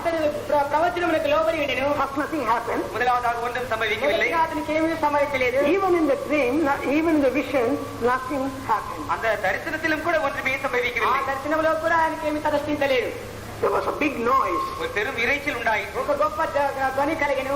And there was a lot of shaking, like in the Taring meeting. காத்திருப்பு கூட்டத்தில் உண்டாவது போல ஒரு பெரிய அசைவு உண்டாயிற்று. కనిపెట్టి కూటంలో కలిసిన రీతిగానే గొప్ప కదిలింపులు కలిగెను. After all that, only bones came together. 7th verse. இவை எல்லாம் முடிந்த பிறகு 7ஆம் வசனத்தில் சொல்லப்பட்டது போல எலும்பு தன் எலும்போடே சேர்ந்து கொண்டது. ఇవన్నీ ముగించిన తర్వాత 7వ వాక్యంలో చెప్పిన రీతిగానే ఎముకలు అవి వాటి ఎముకలతో వచ్చి అత్తుకొనేను. After that, sinews formed and united the bones together. அதற்கு பிறகு எலும்புகள் சேர்ந்த பிறகு நரம்புகள் உண்டாயிற்று. దానికి తదుపరిగా ఎముకలు అత్తుకున్న తర్వాత నరములు కలిగెను. And the flesh came. மாம்சம் உண்டாயிற்று. మాంసం కలిగెను. And the beautiful skin covered it. மிகவும் அழகான தோல் அதை மூடிற்று. మిగిలి చక్కని చర్మం అందుకు దానికి అమర్చబడిను. But they are still dead. ஆயினும் அவைகள் மரித்தவர்களாகவே இருந்தன. అయినప్పటికీ వారు చనిపోయిన వారిగానే కనిపించి ఉన్నారు. That's what is happening today. இன்றைக்கு இதுதான் ఈ சம்பவிக்கிறது. దినానికి ఇదే సంభవించి ఉన్నది. What we need is a resurrection power. நமக்கு தேவையில்லாம் ஒரு உயிர்த்தெழுதலின் வல்லமை. మనకు అవసరమైనది పునరుత్థాన శక్తి, The breath of God. தேவனுடைய ஆவி. దేవుని యొక్క ఆత్మ. So he was a bit disappointed. இவன் சற்று அதைரியப்பட்டிருந்தான். ఇతడు కొంచెం అధైర్యపడి ఉండెను. God told him, don't get discouraged. நீ అధైర్యப்பட வேண்டாம் என்று தேவன் அவனோடு నీవు சொன்னார். అధైర్యపడవద్దు అని దేవుడు అతనికి ఆజ్ఞాపించెను. How many times they fast and pray. எத்தனை முறை இவர்கள் உபவாசித்து ஜெபித்தார்கள். ఎన్ని పర్యాయాలు అతడు ఉపవాసం తీసుకొని ప్రార్థించాడు. எத்தனை முறை நாம் உபவாசித்து ஜெபித்தோம். మనం ఎన్ని పర్యాయాలు ఉపవాసం తీసుకొని ప్రార్థించినట్టుకి Beautiful things are happening, but there's no life. அற்புதமான காரியங்கள் எல்லாம் நடக்கின்றன, இருந்தாலும் ஜீவன் உண்டாகவில்லை. అద్భుతమైన కార్యములు జరిగిస్తున్నవి అయినట్టుకి ప్రాణం కలుగుతలేదు. Lots of shaking, or people appear beautiful and all, but there's no change of character or change of life. பெரிய அசைவெல்லாம் உண்டாகுது, ஜனங்கள் எல்லாம் அற்புதமாக தோற்றமளிக்கிறார்கள், ஆனால் ஜீவியத்தில் சுபாவத்தில் எந்த மாற்றமே உண்டாவதில்லை. గొప్ప కదిలింపులు కలిగించినవి, జనులందరూ అద్భుతంగా చర్మములు కలగవలసినవి, అయితే జీవితంలో ఎలాంటి మార్పు కలగబోతున్నది. So this prophet went and told God, Lord, what's all this? They are still dead. இந்த தீர்க்கதரிசி போய் தேவனிடத்தில், ஆண்டவர் இவை என்ன? நான் எல்லாம் சொன்னாலும் ஒன்றுமே சம்பவிக்கவில்லை, இவைகள் எல்லாம் இன்னும் மரித்தவைகளாக இருக்கின்றனவே என்று சொன்னான். ఈ ప్రవక్త ఒకవేళ వెళ్ళి దేవా ఇది ఏమి నేను అంత ఆజ్ఞాపించి ఒకటి సదర్శించలేదు, ఈ యొక్క ప్రాణులు ఇంకా జీవం పొందలేదని చెప్పిడవచ్చును. God said, you have to prophesy again. Take a little more faith. நீ இன்னுமாக தீர்க்க தரிசனம் சொல்ல வேண்டும், உன்னுடைய விசுவாசத்தை இன்னும் எடுத்துக்கொள். ఇంకా నువ్వు ప్రవచనం చెప్పవాలి, నువ్వు నీ యొక్క విశ్వాసం ఇంకా తీసుకోమని దేవుడు చెప్పాను. No, now look. I'm saved. நான் ரட்சிக்கப்பட்டிருக்கிறேன். I know the truth. நான் சத்தியத்தை அறிந்திருக்கிறேன். సత్యం ఎరిగినా I have faith. எனக்கு விசுவாசமும் உண்டு. నాకు విశ్వాసం ఉన్నది. I have the bones. என்னிடத்தில் எலும்புகள் உண்டு. నాలో ఎముకలు ఉన్నవి. What else? வேற என்ன? వేరేమి? I got the skin also. எனக்கு என்னை மூடுவதற்கு தோலும் உண்டு. నేను ధరించుకోవడానికి చర్మం కదా ఉన్నది. Sometimes I come to a place where I lack that resurrection power. சில சந்தர்ப்பங்களில் அந்த உயிர்த்தெழுதலின் வல்லமை இல்லாத ஒரு சந்தர்ப்பத்தில் நான் வருகிறேன். అయితే కొన్ని సందర్భంలో ఆ పునరుత్థాన శక్తి లేనటువంటి స్థితిలో వచ్చి ఉన్నాను. We can have a beautiful meeting like this. நமக்கு இது போன்றான ஒரு அழகான கூட்டங்கள் இருக்கலாம். మనకి ఇలాంటి ఒక అందమైన కూటములు వచ్చును. But we all need the resurrection power. ஆனால் நம் யாவருக்கும் இந்த உயிர்த்தெழுதலின் வல்லமை தேவை. అయినప్పటికీ మనకందరికీ ఈ పునరుత్థాన శక్తి అవసరమై ఉన్నది. Let it come even now into our bones. இப்பொழுதும் கூட தானே அந்த உயிர்த்தெழுதலின் வல்லமை நம்முடைய எலும்புகளுக்குள் வரட்டும். ఇప్పుడు తానే ఆ యొక్క పునరుత్థాన శక్తి మన ఎముకలోనికి రానిము. Let it come into our body, அது நம்முடைய சரீரத்தில் வரட்டும். అది మన శరీరంలోనికి రానిము. into our spirit, நம்முடைய ஆவியில், మన యొక్క ఆత్మలో, so that we can be quickened in the body, soul and spirit. அதன் மூலமாக நம்முடைய சரீரம், நம்முடைய ஆத்மா, நம்முடைய ஆவியில் நாம் உயிரடைவோம். దాని మూలముగా మన శరీరం, మన ప్రాణం, మన ఆత్మ జీవం పొందును. Paul says, if the spirit of him that raised Christ from the dead dwell in you, கிறிஸ்துவை மரித்தோரிலிருந்து எழுப்பினவருடைய ஆவி உங்களில் வாசமாயிருந்தால் என்று பவுல் சொல்கிறார். క్రీస్తును మృతుల్లో నుండి లేపిన ఆత్మ మీలో నివాసం చేసినట్లా అని పౌలు చెప్పి ఉన్నాడు. he tells it to the spirit baptized people. பரிசுத்தாவின் அபிஷேகம் பெற்றதான ஜனங்களை பார்த்து அவர் இதை சொல்லுகிறார். పరిశుద్ధాత్మభిషేకం పొందిన జనాన్ని గురించి ఆయన ఇలా చెప్పి ఉన్నాడు. If the spirit of him that raised Christ from the dead dwell in you, கிறிஸ்துவை மரித்தோரிலிருந்து எழுப்பினவருடைய ஆவி உங்களில் வாசமாயிருந்தால், క్రీస్తును మృతుల్లో నుండి లేపిన ఆత్మ మీలో నివసించినేరా, he is in you, அவர் உங்களுக்குள் இருக்கிறார். ఆయన మీలో ఉన్నాడు. that you have not allowed him to quicken you. ஆனால் அவர் உங்களை உயிர்ப்பிக்கும்படியாக நீங்கள் இடம் கொடுக்கவில்லை. అయినప్పటికీ ఆయన మిమ్మల్ని జీవింపచే నిమిత్తం మీరు సెలవులు ఇవ్వలేను. That's why he perhaps says, you are like dry bones. ஆகையால் தான் நீ ஒரு உலர்ந்த எலும்பு போல் இருக்கிறாய் என்று ஒருவேளை அவர் உன்னை பார்த்து சொல்லலாம். అందువల్లే నీవు ఒక ఎండిన ఎముకను పోలి నావని ఒకవేళ నిన్ను చూసి చెప్పవచ్చును. So we all need a quickening power of the resurrection power. நம்மை உயிர்ப்பிக்கிறதான தேவனுடைய உயிர்த்தெழுதலின் வல்லமை நமக்கு தேவை. మనల్ని జీవింపచేయనటువంటి దేవుని పునరుత్థాన శక్తి మనకు అవసరమై ఉన్నది. Sunday school teachers, please forgive me. Shall we all pray for 5 minutes? ஞாயிற்றுக்கிழமை பள்ளி ஆசிரியர்கள் தயவுசெய்து என்னை மன்னித்துக் கொள்ளுங்கள். இன்னும் ஒரு 5 நிமிஷம் நாம் யாரும் ஜெபம் பண்ணுவோம். సండే స్కూల్ టీచర్స్ నన్ను క్షమించమని ఇంకా 5 నిమిషాలు మనం ప్రార్థన చేయదము. Let's pray. நாம் ஜெபம் பண்ணுவோம். ప్రార్థన చేయదము. Oh, Spirit of the living God, ஜீவனுள்ள தேவனுடைய ஆவியானவரே, జీవం కలిగిన దేవుని కాపుదలవారా, he who raised Christ from the dead, கிறிஸ்துவை மரித்தோரிலிருந்து எழுப்பினவரே, క్రీస్తును మృతుల్లో నుండి లేపినవారా, quicken my soul. என்னுடைய ஆத்மாவை உயிர்ப்பியும். నా యొక్క ఆత్మను జీవింపచేయము. I want you to revive me. நீர் என்னை உயிர்ப்பிக்கும்படியாக நான் விரும்புகிறேன். నేను నన్ను జీవింపచేయాలని నేను కోరుచున్నాను. Quicken my spirit. என்னுடைய ஆவியை உயிர்ப்பியும். నా యొక్క ప్రాణమును మీరు జీవింపచేయము. Quicken my body. என்னுடைய சரீரத்தை నా உயிர்ப்பியும். యొక్క శరీరాన్ని జీవింపచేయము. I want to come out of my grave. என்னுடைய பிரேத குழியிலிருந்து நான் வெளியே வர விரும்புகிறேன். నేను లోయలో నుండి బయటికి రాబోతున్నాను. I need something more than I have. நான் என்னிடத்தில் இருக்கிறதை காட்டிலும் இன்னும் மேலான ஒரு காரியத்தை வாஞ்சிக்கிறேன். నేను నాలో ఉన్న దానికంటే ఇంకా శ్రేష్టమైన కాలమును చేయబోతున్నాను.